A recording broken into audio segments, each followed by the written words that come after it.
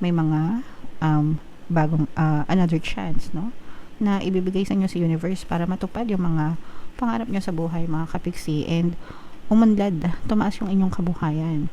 Guys, okay? So, ito ipag-unlad, pag-asenso, parang another chance, bigyan ka ng chance ulit ng universe na tuparin yung pangarap mo, or gawin yung mga bagay na gusto mo na may kinalaman sa pangarap mo, mga kapiksi. So, chance mo na to, and kailangan maging open-minded ka.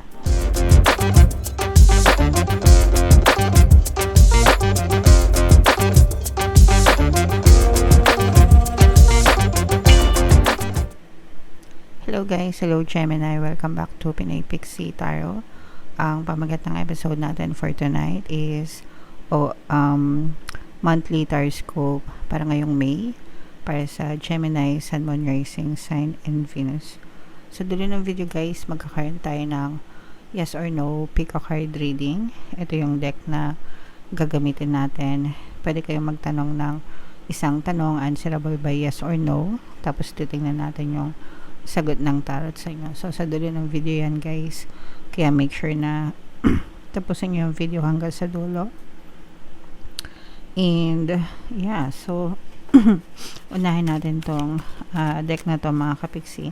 By the way guys, nasa recovery stage pa tayo, kakagaling lang natin ng sakit, mga kapiksi. So, pagpasensyaan nyo na yung boses ko, at saka kung paminsan-minsan baka medyo maubo ko during recording session. So, pasensya na kayo guys. So, yung first message para sa inyo, Gemini, we have choose a new direction. Ilatag muna natin lahat guys. Excuse me. Mayroon tayong be assertive and let go. So, matuto tayong maghanap ng ibang paraan o ibang direction, mga kapiksi, para matupad natin yung mga gusto natin sa buhay guys, no? Kasi minsan kapag meron tayong gusto tapos nakaka-experience tayo ng roadblock or balakid, nag-give up na tayo, diba? Nag-give up na yung iba, kumbaga hindi na sila nag-iisip ng ibang paraan or gumagawa ng ibang paraan para masolusyonan, matugunan yung kanilang mga nais o pangarap sa buhay.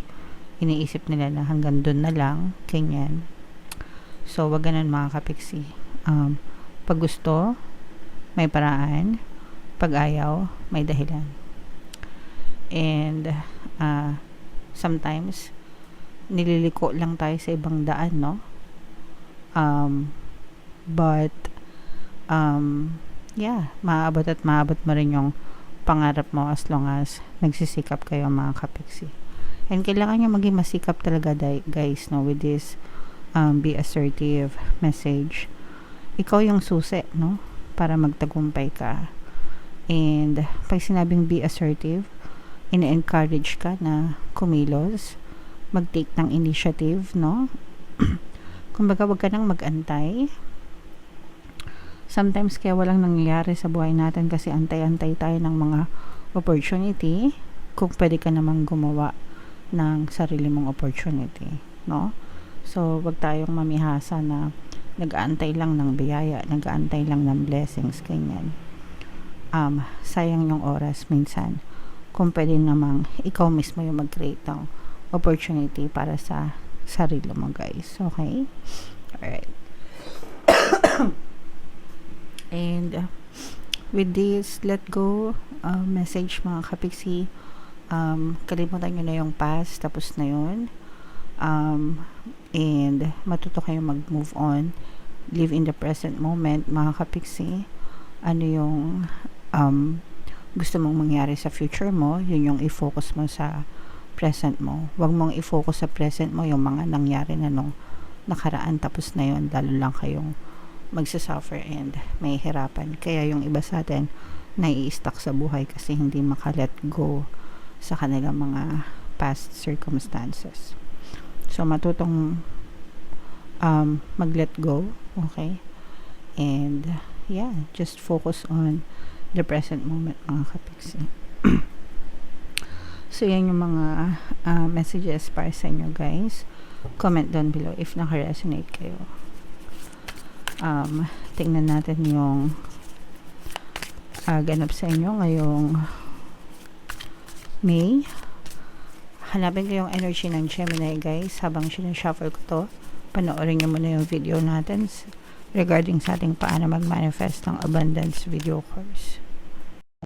Kapiksi, sawa ka na ba sa mga struggles at hirap sa buhay mo? Masipag ka ba at masikap sa buhay ngunit hindi ka pa rin umaasenso?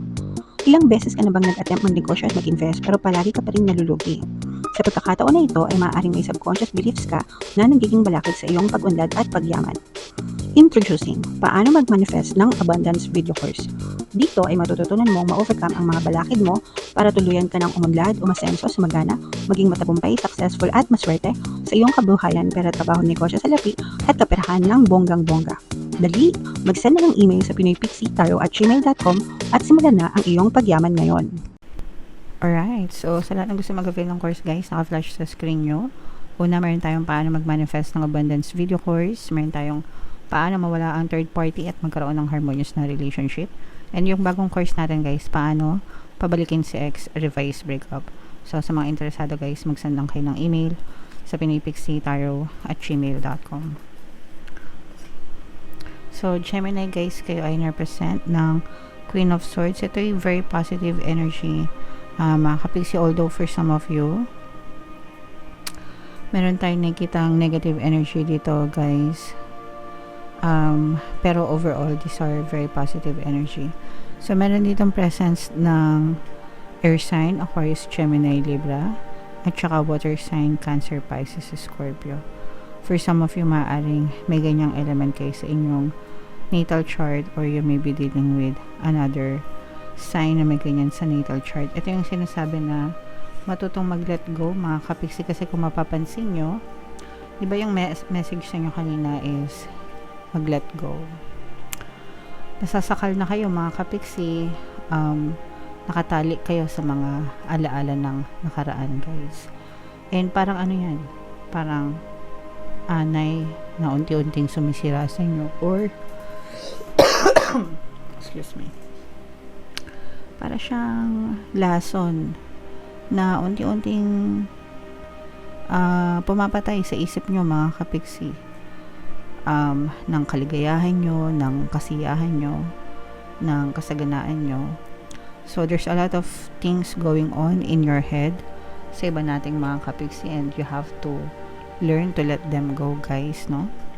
They are all just in your head, mga kapiksi, and wag nyong hayaan na magdusa kayo dito sa mga negative thoughts na to. Ito yung mga negative thoughts, guys.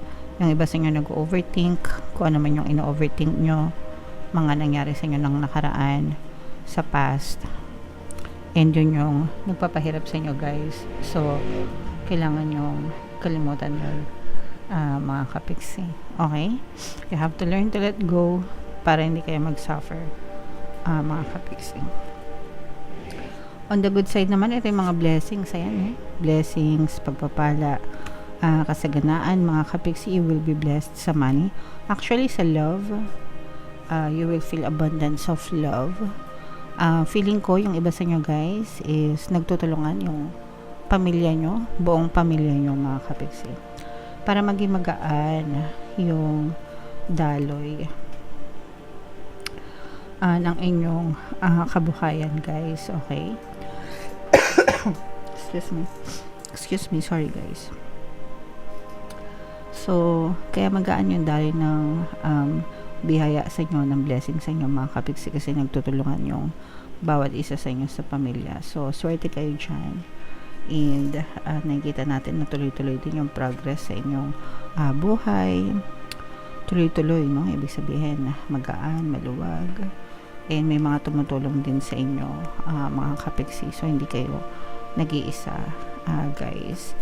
And for some of you, hindi ko alam kung good news ito or bad news para sa inyo, pero meron magpaparamdam sa inyo from the past, mga kapiksi. Pwedeng ex-lover, ex-person, ganyan, or mga dati nyong kaibigan, kakilala, but someone will reconnect from your past, mga kapiksi, para para makipag-reconnect. Pwedeng i-reach out kayo or something. So, yeah. What else, guys? Tingnan pa natin. Maging open-minded kayo, mga kapiksi. Ayan, no?